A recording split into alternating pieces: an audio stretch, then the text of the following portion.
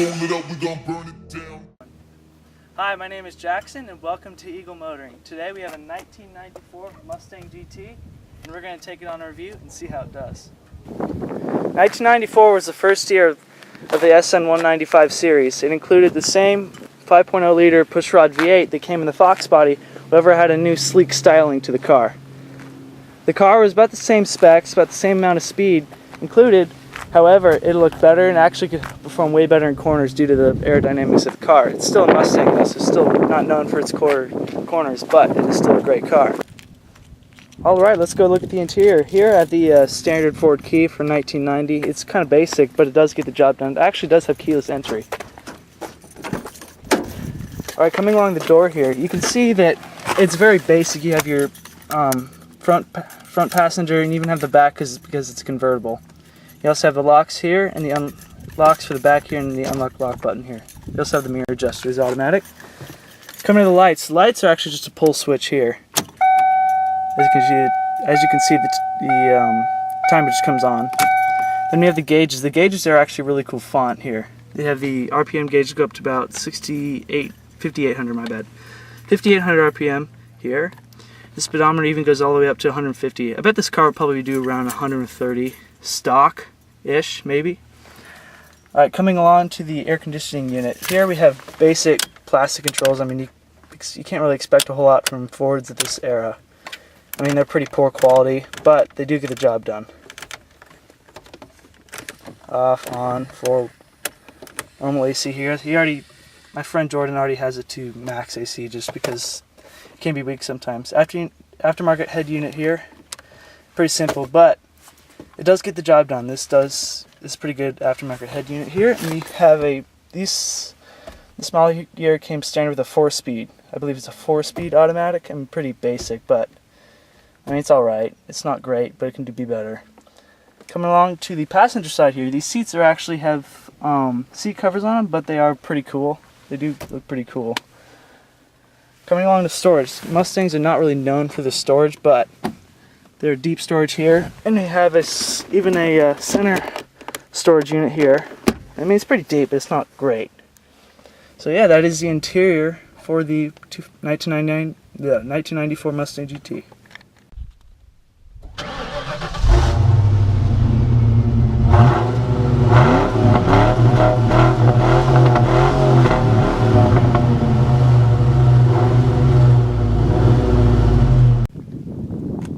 In 1994, Ford decided to keep their traditional 5-liter Windsor V8 pushrod cast iron block. These engines they're famous. I mean, they're very rugged. They can take a lot of punishment.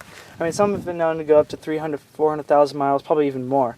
But this is a very clean example with only 77,000 miles on it. These engines have, I mean, very low output because of the restrictions in the 90s, 80s, and 70s with the catalytic converters totally restricting the power. However, these engines can make a lot more power if you can put a lot more bolt-ons, add-ons, exhausts, etc., etc. So this is this famous 5-liter V8 that's in this 1994 model.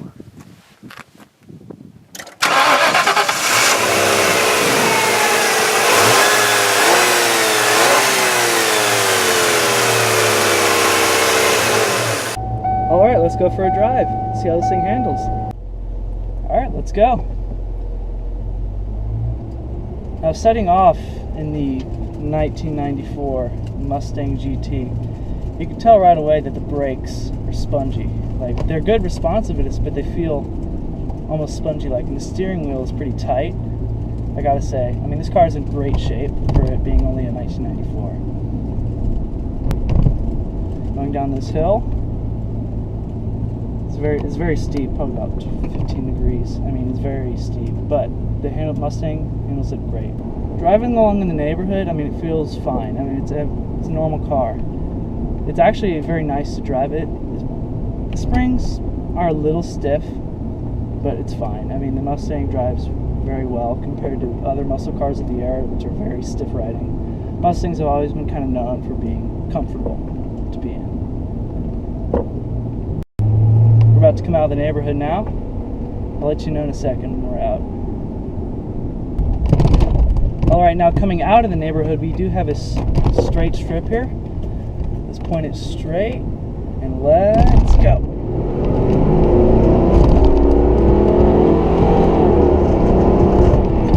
Woo! Mustangs! I love that V8 sound. Very fast, great cars. Just so much fun. Especially these naturally aspirated V8s. Just so much fun to drive. Coming down a steep hill now, we feel the spongy brakes, but they are good brakes. They're very... I mean, their responsiveness is pretty good, and it almost feels like almost like a luxury car, like the way these brakes feel. Let's turn left again on this road. This is a kind of a windy road, so we'll see how this thing handles on a windy road. Mustangs are not really known for their handling, but we'll see anyway. Sounds so good. That exhaust. Not too whiny, but I mean, there's a little bit of body roll on a turn. Not too bad. Perfect. This is a perfect like starter car. Mustangs are, I mean, especially this era, are great starting cars. I mean, great starting builds, great for getting into the car world. All right, now we're up to the main road here. We'll see how the performance is on the main road. All right, turning onto the main road here. Let's see how it goes on exhaust. Such a great car. Accelerates nicely. Setting cruise. I mean, these cars are great cruisers. You can take these things on such long road trips. Such nice cars to drive on long ways. This thing has only 72,000 miles on it, so I mean, it's almost like a brand new car. It feels so great driving this thing around. It's lovely, just great.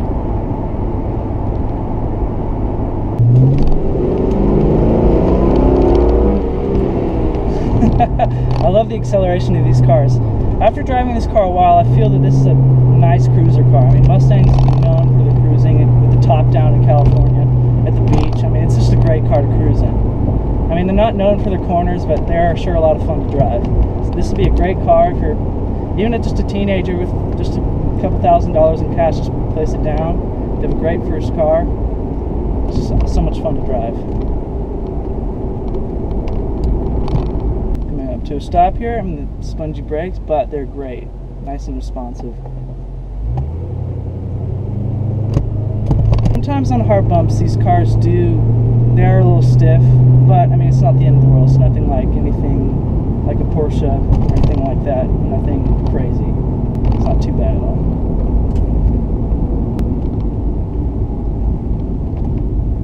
So we are approaching some back roads here, and we can actually really test the Mustang's handling performance here.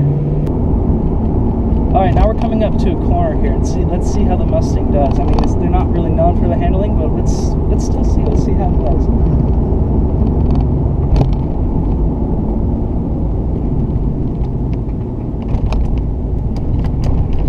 Not too bad at all. Let's see how acceleration is.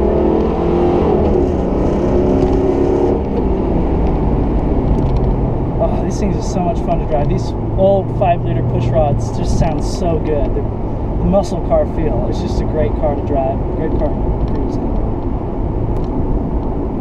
Sorry, I'm stuck behind a slow driver. I can't really go very fast, but I could say this is a great car. It's so much fun to drive. I mean, it's a great first car if you're trying to get into performance. I mean, it's not going to get very good gas mileage.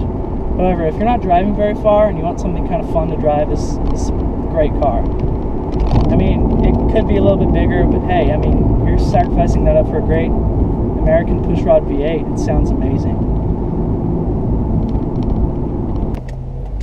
Alright, let's see how this highway acceleration is.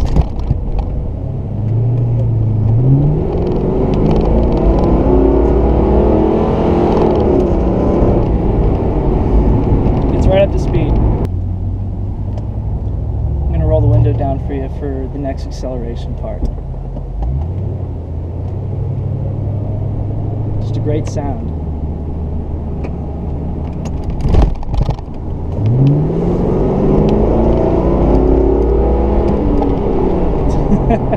Just a great sound these Mustangs have. I'll leave it down for the remainder of the video.